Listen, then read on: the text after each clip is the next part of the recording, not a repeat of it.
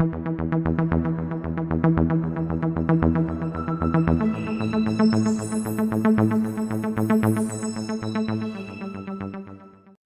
so here we have the training grounds page. Something you all probably know at this point is at the bottom, remaining activity time, start at 3 hours, Sunday into Monday happens, you get the 3 hours. If you had any extra from the previous week from tickets or whatnot, it rolls over, and then you'll have, if you have 30 minutes left from last week from tickets, going into today, Monday, you'll have 3 hours and 30 minutes. A couple things with the times before we get into the other stuff is there's only 2 times I recommend going into training grounds. One is when you have the first 3 hours, go in. I usually like to auto. I go into the certain areas that I like. I go to channel 2 or 3, whichever one's least populated, and then go on auto and let my guy do its thing. Also, once those 3 hours are up, you get roughly 2 or 3 tickets a day depending on your spending level. And I don't recommend doing the 20 or 30 minutes a day. I recommend waiting till Sunday and using all of it on Sunday. Why I say that is instead of 20 minutes here or there, where you still have to spend time moving to the next target every single time, that's 6 times, right? 6 or 7 times that you have to just walk back and forth to your farming area. I would recommend saving them till Sunday and only moving once for your farming stuff. Now, something I talked about in my video with CJ on Saturday, link down below, is I wanted something, let's pull it up right here, blitzes. So I pointed out that with how blitz is now, I'm never going to be able to finish my Zola, finish my Red Skull, badge collections, right? Wrong. I don't have to give up blitz attempts to go to these modes and farm them there. I actually have the option of training grounds. I noticed this because when I was training the level 100 zone, I got this right here. Right here. So this 105 right here would be the Dormammu ones, but as you see right here under it is also the level 100 ones. I was in the level 100 area farming because I was looking for specific things, and I pulled a couple of these, and I got some Maestro badges. So I went looking, and if we take a look, if I go, down here, you'll see level 40, level 30, level 20. Guess what the lowest level blitz is? 20. So, just like how the Sakar area has 3 sections for training grounds, all of these have 3 sections. So 20, 30, 40, 50, 60, 70. It's 20, 30.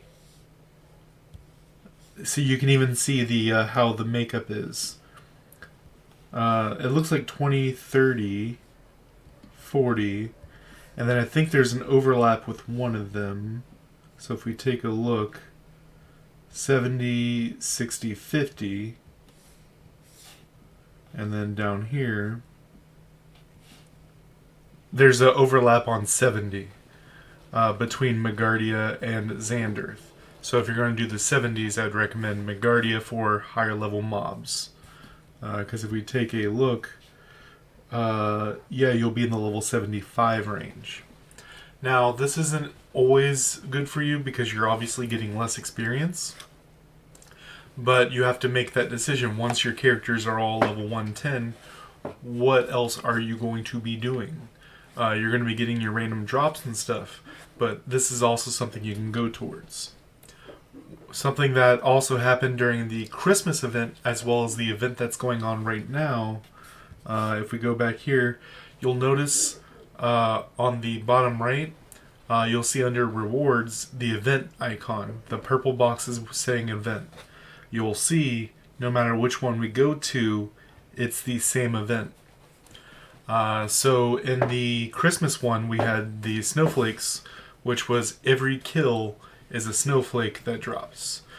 So you could go to Hydra, go to the level 25 zone, and just eat through waves to get the get those objects.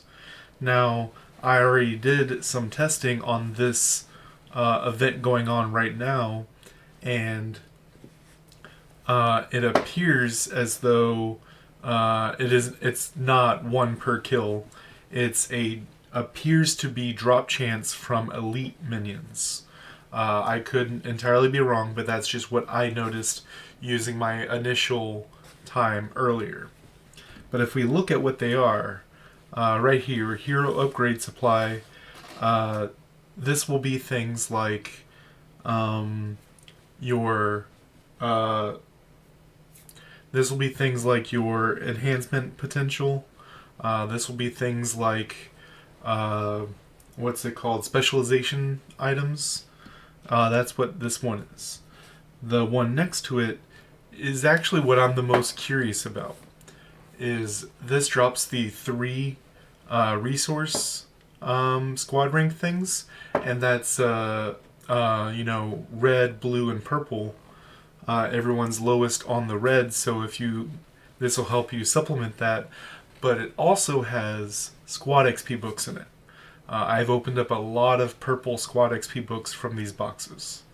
I tried to get an average, and I think I was getting like 6 or 7 boxes an hour, but I was on my level 104 Star-Lord, just doing AFK farm, not clicking ultimate, not clicking Athena, not really caring what happened. I just wanted to get an idea of the AFK income.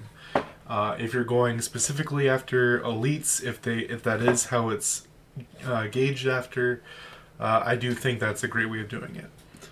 But if we just take a look at the items that I have right now,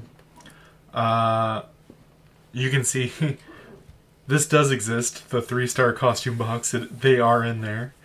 But what's one of the biggest things that I like about Training Grounds are these badges, Omega Flight medals. I still get people asking what these are for. You specifically take these. It says right here, material used to extract synchronized particles. You bring it over to the crunching machine that some people call it. If we take a look down here, it is called the Convergence Box. You go down to the Convergence Box, then you can put them in there, and they give you things towards a pool. And I brought this up a while ago when I asked about, see, it's in the same spot as them as well, when I was asking about the collection items. What do we do after we're done with collection items? Because those gave the biggest bonus. If you take a look, that's several more pools that I added to my thing, right? I like to wait till I see something good that I like here before I pull on it. But that's something that's in the Training Grounds. Something else that I've noticed that people aren't really talking about is how much 1 and 2 star stuff we are getting. So there's 3 major things that you're getting. One is right here, the common companion shards. You get a lot of companion shards. This helps bring up your common companions up star levels, which gives you base stats for your character, as well as once you have enough. If you take a look over here, if we take a look at my companions, you'll eventually get them to 6-star like this, and then what you do after this is you come over to the workshop, and then you go companion on the left, rare companion, and then you can, for every 10 common companion shards, you can make one random rare shard, which it becomes a flow. You get all the commons to 6-star, then you get the rares to 6-star, then you get the specials to 6-star. If anyone's played Marvel Strike Force, it's very similar to the Ultimus orbs. Once you have a maxed out character, you start getting currency towards getting other characters. As well as a chase character in that game. There's no real chase character for this besides, in my opinion, Icarus, but you get it when you get it.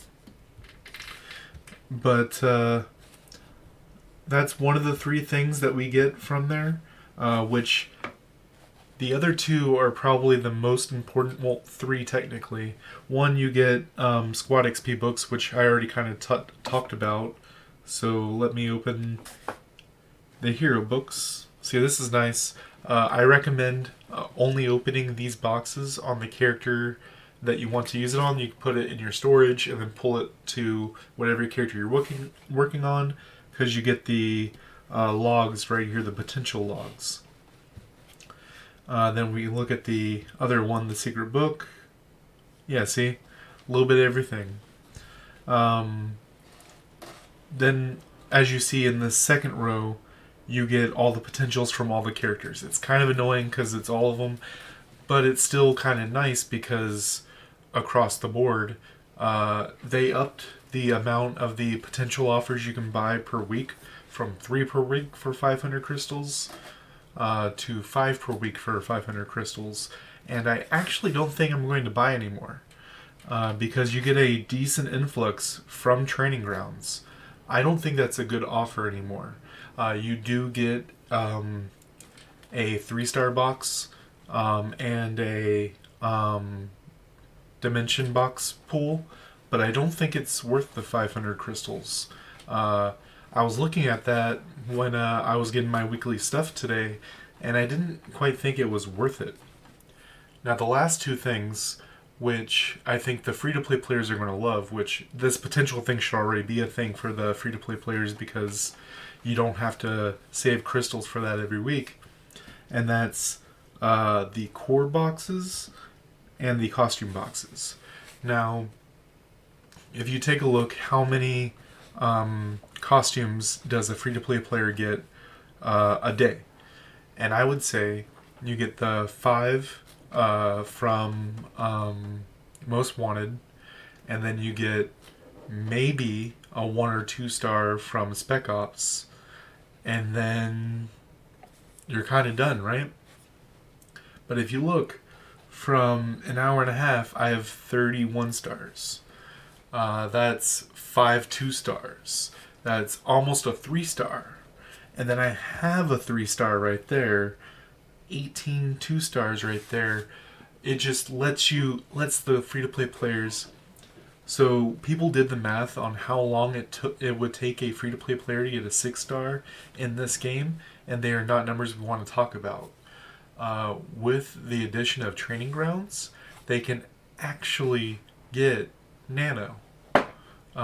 You can actually start seeing nanoed free-to-play players, which, right? And you get 1 and 2-star cores, which obviously aren't the best, but crunching these up, you can get, I think 4-star cores are, baseline where you should be at. I personally use 5-star. I am not even worrying about 6-star. And besides that, guys, let me know if you think I missed anything for great things with training grounds. Also, let me know in the comments down below if you think this helped you out, because that's something that I was thinking about. I'm finishing my last 2 characters to 110, and then I don't know what to do after that. I think I'm going to start hunting my badge collections. Till next time, guys.